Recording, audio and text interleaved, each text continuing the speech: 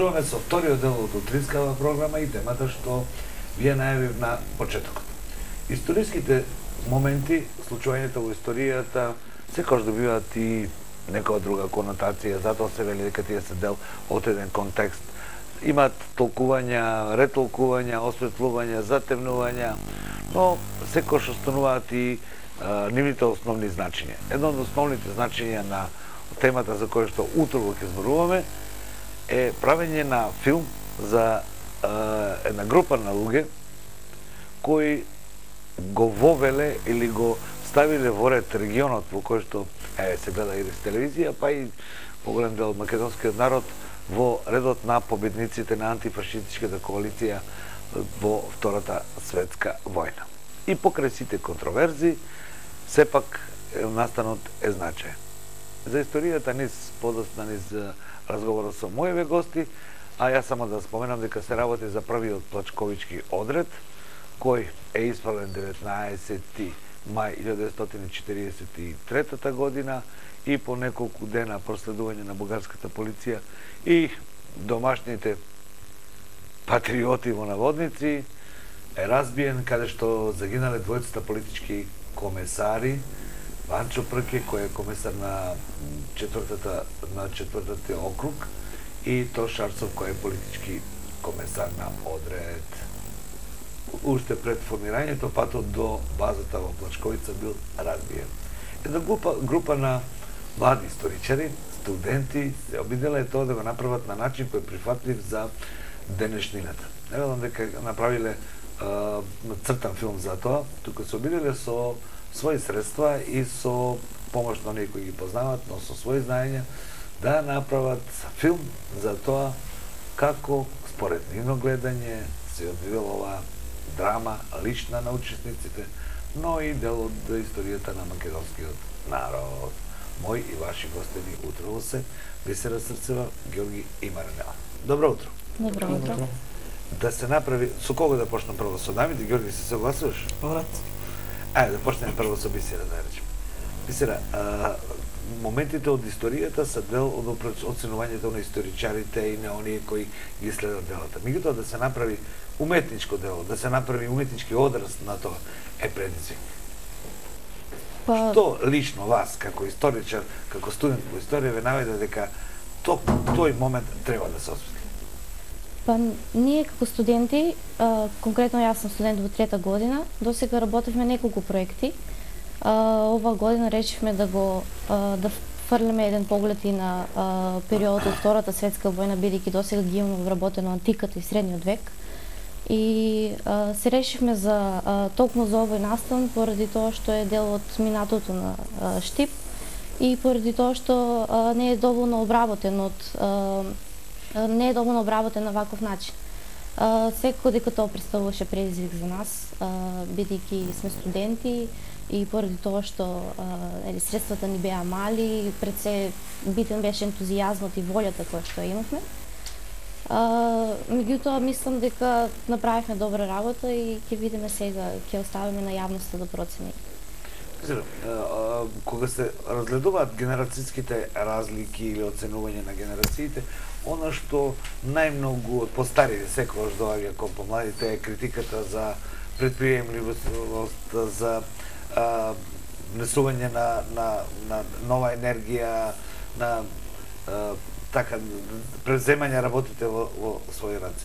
Ова е не само интерес, туку ако не го гледаме како дело, гледаме како нешто што млади луѓе сакат да направат. Има ли доволно вашите генерации такви студенти личности?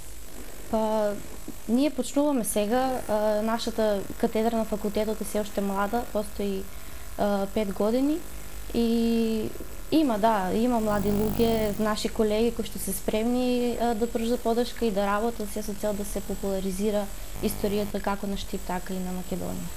Така, продолжиме ние разговорот и со твоите соработници, со оној појакиот дел. Да речеме дека вообичаено на мажите им припаѓа и онај организациониот дел. Како помина организацијата на снимање на села?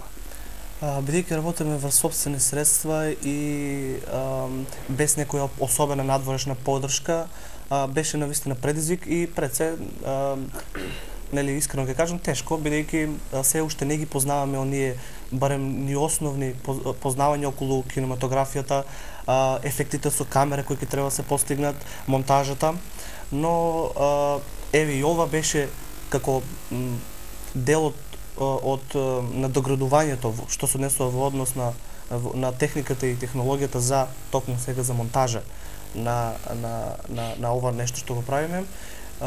И мислам дека успеавме во тоа врз основа на тоа дека немавме доволно познавање околу во таа област. Така.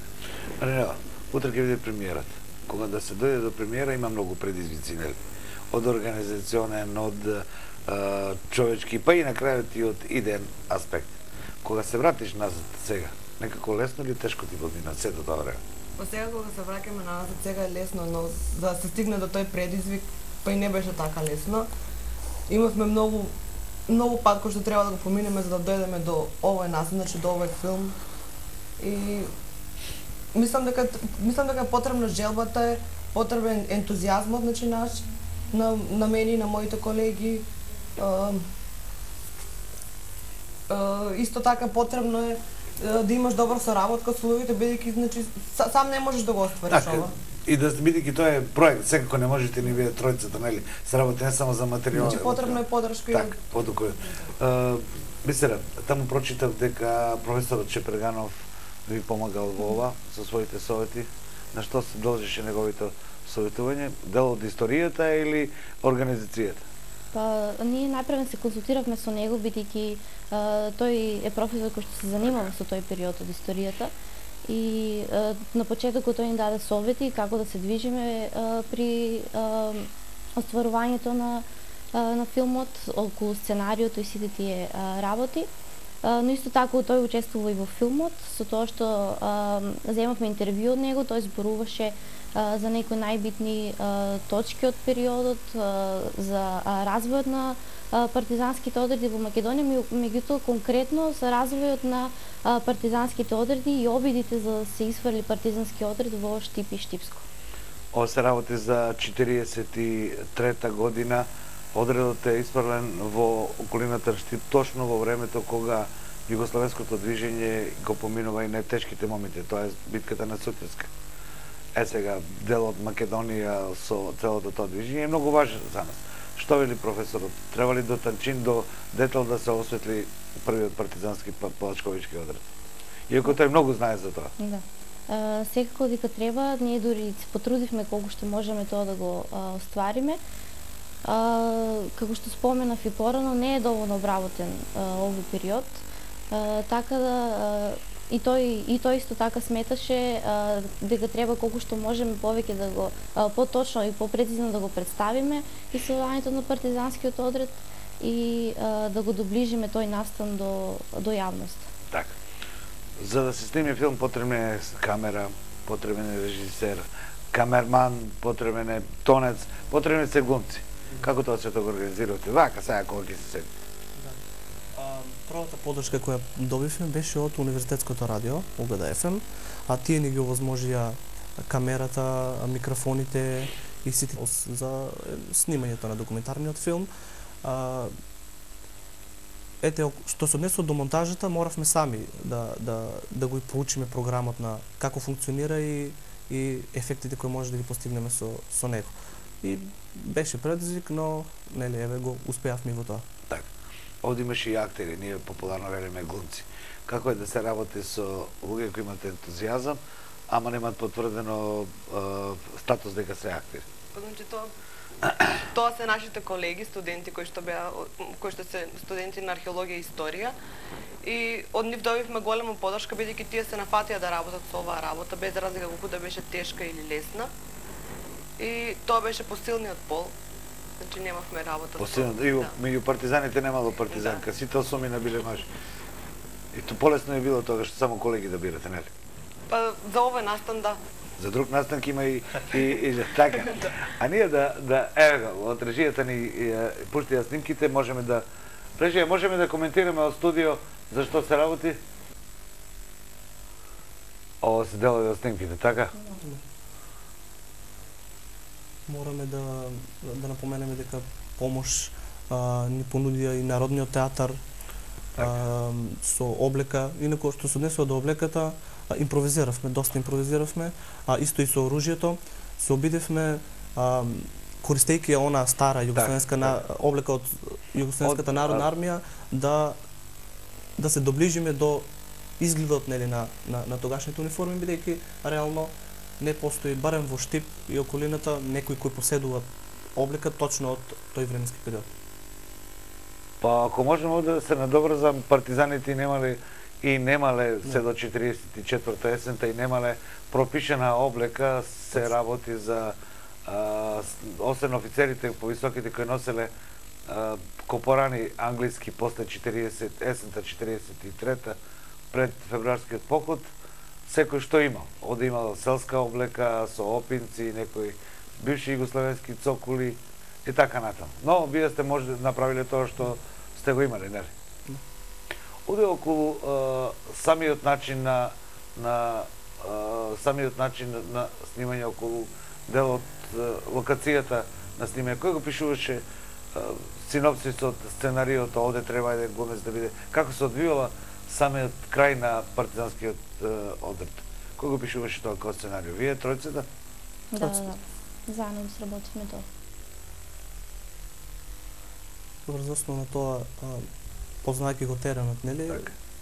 Можевме да утврдиме на кое место треба се снима. Снимано е на повеќе места. Се држите ли до историските податоци или зборувате за ваше сваќање на случката?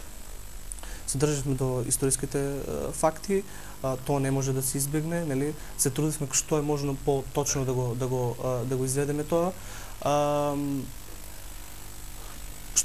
Што се однесува до облеката и нели точно континуитетот на настанот, мислам го фативме основата на настанот, како се движел партизанскиот одред, каде престојувал тие ден од 19 до 21, така? Точно, да. Кој загинал, кој успел да се спаси и една основа да им вметнеме на луѓето една основна слика за тоа што се случувало тогаш. Така. Инаку во партизанскиот одред, бисера како иден историчар, колку мина загинали во коливата кај Видица, кај Кочево? Таму загина Ванчо Брки и Тошо Арсов. Можам да кажам дека тие се и најмаркатните личности од целиот тој настан. Така, политички комисари. Точно. И исто така тоа представува еден трагичен настан поради тоа што тие биле млади и надежни интелектуалци кои што имале потенцијал да го развијат партизанското движење и да ги спроведат своите идеи околу отпорот против фашистичката власт. Така, да споменем дека Тошо Арсов е роден 19-та година во Штип, брат е на Лупчо Арсов, инаку е од едно семејство на кое што му припаѓа и првиот основач на ВМРО во Штип, негов дедо е Тодор Лазаров, негов дедо е Арсо Лазаров, тоа е еден од пратениците во Собранието, во Кралството Југославија, меѓу првите. Подосна Тошо Арсов завршил основно училиште овде, гимназија во Врање и во Ниш и правен факултет во Белград. Од 35-та година е член на Сојуз на комунистите, 36-та година е осуден на 6 годишен затвор кој го издржувал во Лепоглава. Пуштен е 38-та година, 39-та година повторно е осуден на 7 години, па лежал 2,5 години до 41 година во Главињаче, тоа е близу Белград. Подоцна се вратил во Македонија и поради тоа што бил под истрага како комунист на бугарските власти, отишол во Скопје да работи како помошник на адвокат.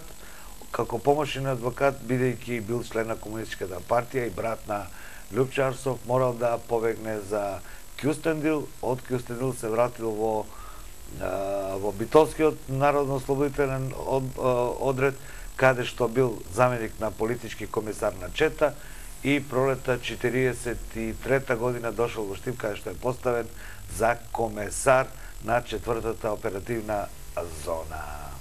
Тоа е Тодор Тошо Арсов. Тоа ја што го знам. Веројатно вие како историчар знаете многу повеќе, нели? Ајде ние да видиме една друга работа во ова снимањето. Што е според вашето сваќање? Колку ова ќе помогне кај младите генерации? Ви сте млади луѓе. Еден дел од историјата да им биде близок, да видат дека Македонија и македонскиот народ од 41 до 44 година е дел од антифашистичката коалиција на цел свет. Посебно во Европа, не? Катаклизма која однела 50 милиони жители. Далеко е тоа, 60 години одмина, нели? Но колку тоа ќе помогне во засостојувањето на идентитетот на вашите генерации. Ајде, вака приватен, без да сте учествувале во овој проект, бидејќи овој проект е ваша голема работа. Сега, Биселя, што мислиш, колку ќе помогне? Идентитет е интернет. Идентитет за нас лично е и нашиот приклучок кон светот. Но ова што сте го направили, колку ќе помогне? Па, тоа беше една од целта, една од точките во нашата цел зашто да го направиме ова, бидејќи за жал, значи дури кај нас помеѓу студенти, бидејќи ние сме поголема група на студенти, дури кај нас има млади луѓе кои што можам да кажам со ниска национална свест, кои што и покрај тоа што се запишале да студираат историја или археологија независно, тие не ги доживуваат настаните толку блиско и толку лично. И ние се надеваме дека со овој проект некако ќе им го доближиме периодот со цел да им се прошири онаа слика која што имаат за овој период и за улогата која што овие партизани ја одиграле во зачувувањето на идентитетот на македонскиот народ. Ѓорги, што велиш ти? Јас имам овде уште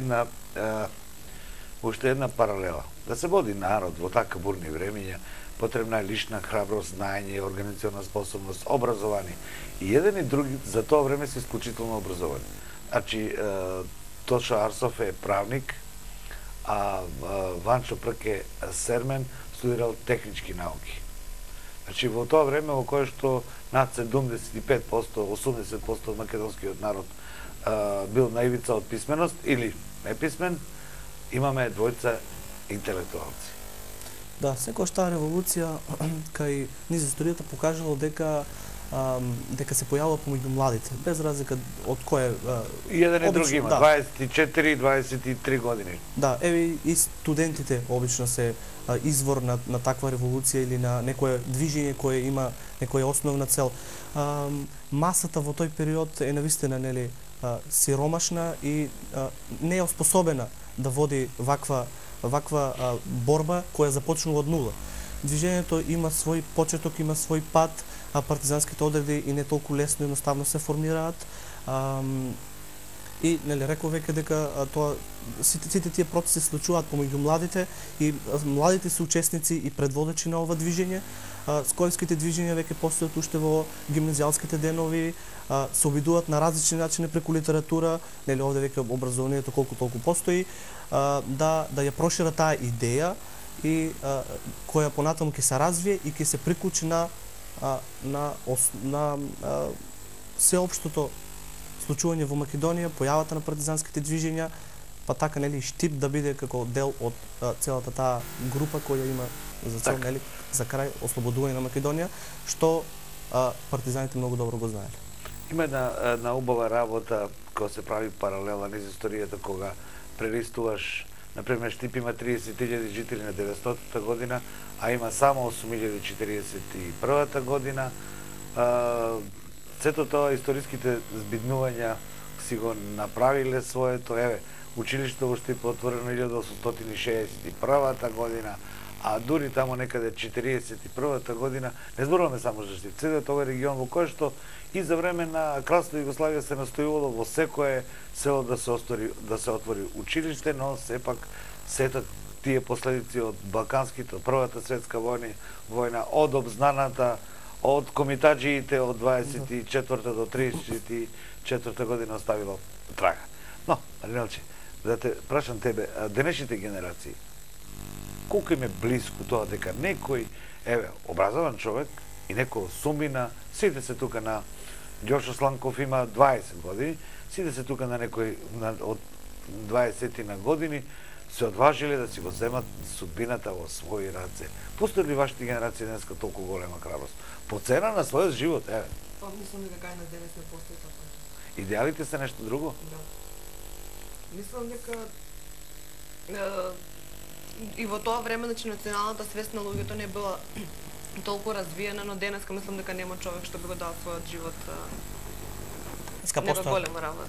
Други вредности кај луѓето. Например?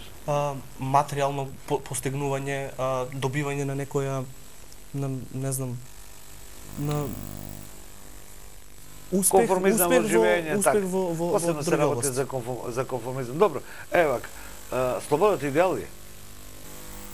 Тоа треба да... Еве, тие луѓе биле отприлика на години кои вие ги сега. Тие луѓе не им останало друго. Не е точно. Тие ја сватили што се случува. Јас намерно реков вака. И еден и друг немаат проблеми со економските обстановки. И Тоша Арсов и образован син на тој што е, некој морал да му плати да заврши во Белград, брат му завршил во Загреб. Тоа не се сиромашни луѓе. Ванчо Пекесерме не е сиромашни, они не се сиромашни луѓе во кои излазот го барале во промена на социјалниот статус. Не, навистина, тоа се образовани, социјално во рамките на тоа време осигурени, а бараат слобода и идеали. Каде се загубило попат тоа? Образованите луѓе се тие кои од образованите го стекнале тоа, мислам, полесно да видат што се случува во општеството. Не може, нели, таква некоја голема идеја да се создаде од некој ниско општество, мислам, општество со ниско образование, секој што се раѓа помеѓу интелектуалците се тие кои ги водат таквите движења, е токму и за тоа овие како учени, како луѓе што знаат што се случува и во глобални рамки, ако не повеќе барем на Балканот, ги почнуваат тие движења. Мислера, ако интелектуалците, младите кои сакаат да бидат интелектуалци, се трудат кон тоа, учат и ги оснаат општествените и некои други процеси, немаат одговорност кон денешнината. Што ја останува на другите? Каде јас сакам да кажам, да прашам една работа. Колку студентите денес се помирливи со тоа што е околу нив, да не сакаат да му дадат печат или да го променат? Што е нормална работа за млад човек? Па, мислам дека општо и во Македонија постои тоа мислење за пасивноста на студентите и можам да кажам дека тоа и всушност е и така. Поголем дел од студентите едноставно гледаат зашто побрзо да ги поминат своите студии без да се насочат повеќе кон да се надоградат себе си, како лично така и професионално.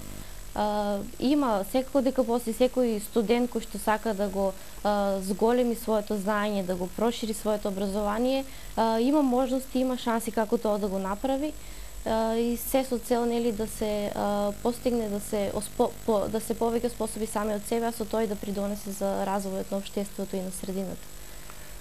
Јас ќе користам можноста кога вие студенти, млади луѓе, затоа што сте направиле нешто за кое што зборуваме. Најтешко е кога треба да зборуваме округло па на ќошен за некоја општа работа, а нема конкретен повод или конкретен цел. Вие сте направиле добро, лошо, но разговараме за производ.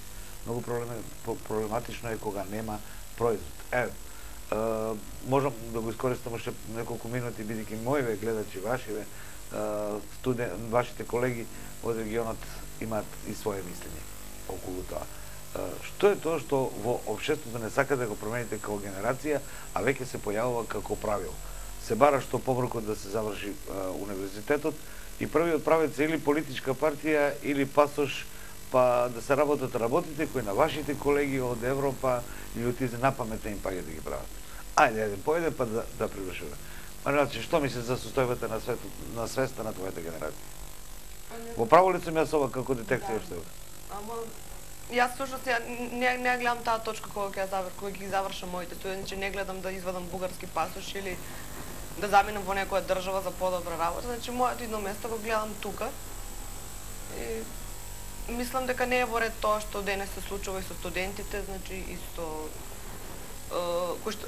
студентите кои што се поврзани без разлика дали со партии, дали со со пасоши, дали гледаат да извадат бугарски пасоши или слично. Впрочем, ти си дел од нешто што сака да потврди дека креативноста може да се остари овде, така? Да. И затоа ја ти честитам. Георги, твоето мислење за белегот на генерацијата?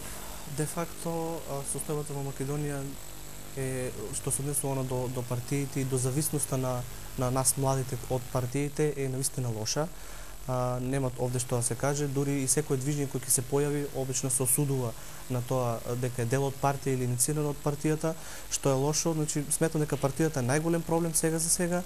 И Македонија е влезена во еден, според мене, систем кој нема да го коментирам повеќе, но не води кон добро. Во однос на тоа не само на вработувањето, но и еве таа можност да може да заврши секој оној кој ќе се запише на факултет. А сакаш да кажеш дека проодноста на студентите од прва до завршна година е веројатно најголема или безпримерно во Европа. Јас слушам некои цифри од 80, па до ја мислам дека сте вие гениални генерации што може секој да заврши. Што велите вие? Се почувствували разлика помеѓу вреден, некој кој е, како вие што сте направиле, некој кој е предприемничлив, некој кој ентузијаст или оние кои се чувствували разлика воопшто во студент? Ако 87 или не знам колку посто завршуваат. Каде е разликата меѓу добрите и лошите? Тоа што добрите обично веднаш се истекнуваат. Тие се гледаат, тие работат. Добро е тоа што еве во Штип имаме универзитет и може да нели секаде постојат и добри и лоши студенти и добро е тоа што имаме можност еве да останеме тука, да работиме тука за нас, за Штип, да се истакнеме ние, што е големо олеснување, но постои таа разлика кај студентите. И треба да постои. Зборуваме за млади луѓе кои, за кои што вие сте ги пренели на филм, млади луѓе, случката за тие млади луѓе кои имале идеали. За идеалите вели еден рок пејач гинат будалите, ама не знам дали е така, за идеалите вреди некош да се жртвува многу дел од својот комунитет. Колку младава генерација може да се научи на вакви примери и да си го земе вистинското место во општеството? За жал многу малку. Меѓутоа, јас сум голем оптимист и се согласувам со она изрека дека доколку сакаме нешто да промениме во светот, прво мора да почнеме од самите нас. Така што мислам дека ние како моментално како група сме на добар пат. Не само да промениме нешто во нашето општество, туку се надеваме дека можеби ќе придонесеме за да се роди една инспирација не само кај колегите наши од историја, од археологија, меѓутоа можеби и од другите факултети на универзитетите, со цел да се придонесе за да се истакнат некои идеали и да се пожртвува малку повеќе од нашиот комунитет. Така. Прво јас ви честитам и да напоменам дека утре вечер во Домот на млади е промоцијата на вашиот филм, така? Во мултимедијалниот центар. Во мултимедијалниот центар, така. Добро, и ние како телевизија ќе се погрижиме тоа да го проследиме, но и бидејќи сте автори, доколку ни го пренесете авторското право, ќе ја пренесеме за да видат вашите генерации дека може и нешто да се направи и дома. Иако уште од Библијата пишува никој не е пророк во свое место, нели? Ама ако однапред да дека ништо не може да се случи, ништо не може да направиме. А за младите им е својствено да ги рушат границите. Така? Да. Јас ти благодарам што утрово бевте мои гости и се надевам дека барем со малку ќе помогнеме во реализација на вашиот проект. Поштовани гледачи, овде е крајот на Утринскава. Јас зборува за ова случка, оно што јас го знам, младите студентите, ентузијастите кажа што им е целта и што направиле. Заборавите само да споменеме дека Ванчо Прке Сермен е роден во едно место Сермен близу Гевгелија, основно училиште завршил во Штип, подоцна учел во Скопје, во Крагуевац, во Ниш, се приклучи на Комунистичката партија 38 година или 39, ако не се лажам, и учествува во едно време е испратен во војска во кралството Југославија, каде што завршил подофицерски курс, се вклучил во движењето, 43 година е во Западна Македонија во партизански одред на Пелистерскиот партизански одред, каде што е политички комесар на ВОД. Одлуката на Централниот комитет е кадрите 43 година во пролета да се разместат во местата каде што не е разгорено восстанието. Рекол, паралела треба да се направи во континуитет со случките после битката на Неретва и паузата до битката на Сутјеска, каде што од партизанското движење загинале некои 16-17 илјади партизани и доста од цивилите, но тоа е некоја друга историја. Важно е дека дошле во Источна Македонија и се обиделе да го разгорат восстанието на Плачковица. Сите осумина на 19 утрото излегле и стигнале таму меѓу Кочени и Виница во една колиба да се одморат, тргнувајќи за базата во Плачковица. Овде, како и секојаш во историјата од каде ми е тоа, познато не знам, и како реченица и како лајтмотив биле предадени. Бугарската полиција ги обколила. Ванчо Прке имал 20 куршуми и една пушка, а Тоша Арсов имал 5-6 куршуми и еден револвер кој се заглавил. Останатите немале оружје. Тој пукал колку можел и рекол осумина биле да излезат од колибата и по двојца да се распршат, бидејќи обрачот не може да биде толку густ. Ги потрошил куршумите и како во епска приказна станал и тргнал кон бугарската полиција, надевајќи се дека ќе успее да се пробие. Ранет бил прво, паднал позади една бумка, испукал уште еден куршум, мислам, и подосна е погоден, а Тош Арсов е погоден на вратата од колибата. Тоа е според кажувањата и според она што јас успеав да го прочитам. Другите двојца се убиени, Дуганџиски и Алесандар се убиени малку подосна нападените на Плачковица, а Герат Цунев и Ѓошо Сланков се подосна фатени, па убиени и така натаму. Двојца преживеале од партизанскиот одред, кој се именува како Плачковички партизански одред Гоце Делчев. Ова намерно го споменувам за да кажеме дека континуитетот на сваќањата и на борбата на македонскиот народ за некова држава и слобода не трае ниту од 41-а, ниту, па ако не до ништо, ниту и по 193-та. После од тоа има луѓе свесни и луѓе со своји идеали. Намерно го споменав утрово Негушкото востание. Јас им честитам на овие млади луѓе за нивниот ентузијазам и за нивниот труд да направат нешто. А ние овде зборуваме за нешто направено. Најтешко е кога зборуваме за нешто што не е направено, а она што го нема, нема ништо да се зборува. Довидување до утре.